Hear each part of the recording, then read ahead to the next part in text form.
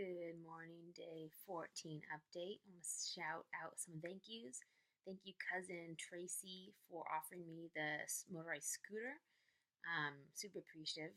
And also, fortunately, I don't need it. The past 3 days, I haven't needed crutches. I've been able to walk around a little bit around the house. And yesterday, I did a third of a mile outside, and it hurt a little much. I think it was a little too much. But today I did it again, and I felt better doing it. So I'm making continued progress with walking mobility. Another shout out thank you for this anonymous potato. I got it in the mail today, and it reads, "You're awesome, just like this badass potato. P.S. Purple bunnies like pink trees with blue spots."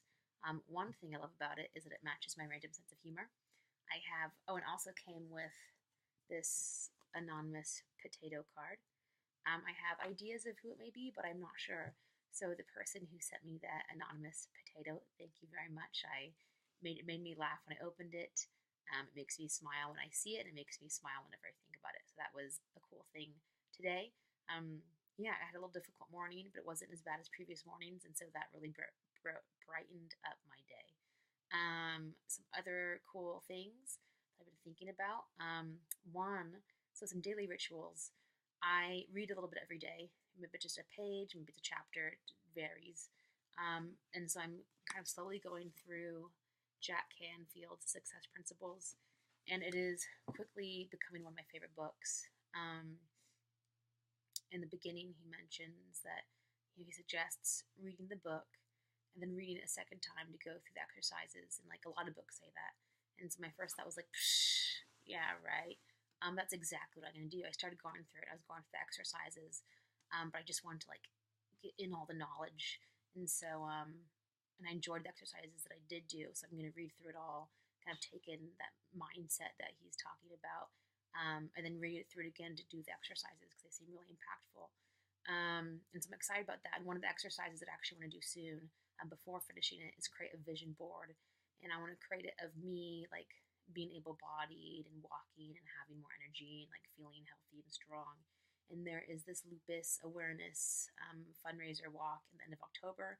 That's 2 miles I really want to do, and so I want to build my strength for that in San Francisco. I think October 22nd, 21st, sometime around there. If you want to join me, hey, me and my family will be doing it. Hopefully, if I could walk well. And I will. That is my goal, and my vision board will show that happening, and then it will happen. So I do a little bit of reading in that, and then I also do a little bit of audiobook listening. I think the book I'm listening to is called The Compound Effect right now, about how really small habits compound over time, and like can make a huge impact in your life.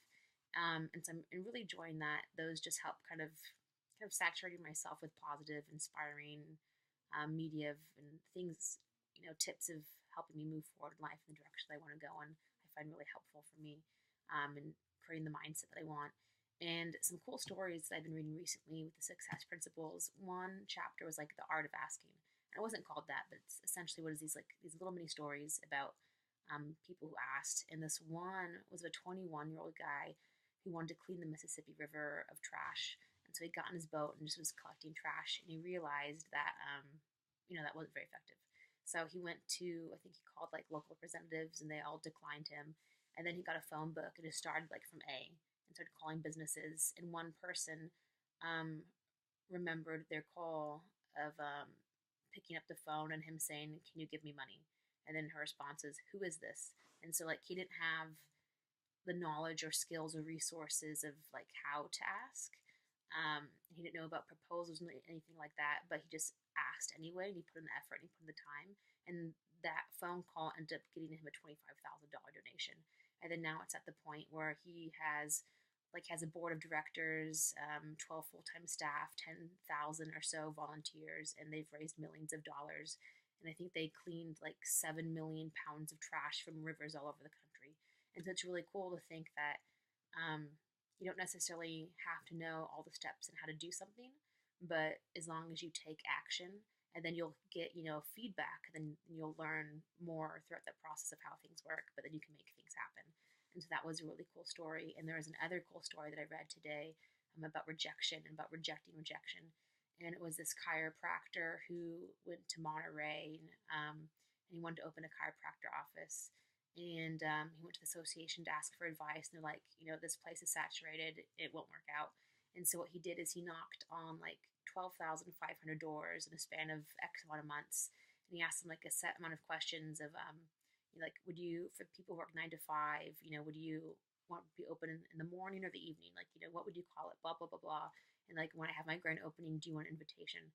And so then, out of those 12,500 doors he knocked on, he talked to like 6,000 or so people. And then in his first month, I think he made like $70,000 of being opened, and like had like a really thriving practice. And so even though the Association of Chiropractors was like, no, no, no, no, he put in the effort and like, found a way to make that happen. And so I always find stories like that really inspiring. Yeah. So those are just part of my daily rituals: reading, listening to audiobooks, and then doing things like visualization or creating vision boards. And then gratitude. I love gratitude. And okay, I'll do one more thing before I sign off. I remember making the latest e-course with my mom, the 7 self-love diet food eating guidelines. And one of the tips, I think, was talking about a connection to gratitude. And there's this exercise we do about embodying gratitude. And I didn't even do the full exercise, but just even talking about the things that I was grateful for and why. Like, I felt the physical shifts throughout my body. Like, I remember feeling like my chest opening up. I felt more energized, and that was just like a minute of doing that. And so yeah, so gratitude like fills me with joy, and like changes my mindset, changes my energy, changes my body language, and so that's a tool that I love to use. That's the end of today. Day 14 update. Going pretty good. Yes. See you guys tomorrow. This video is gonna post tomorrow, so you'll see it today because I'm sleepy. I'm going to take care and listen to my body. But I'll see you guys tomorrow again with another video.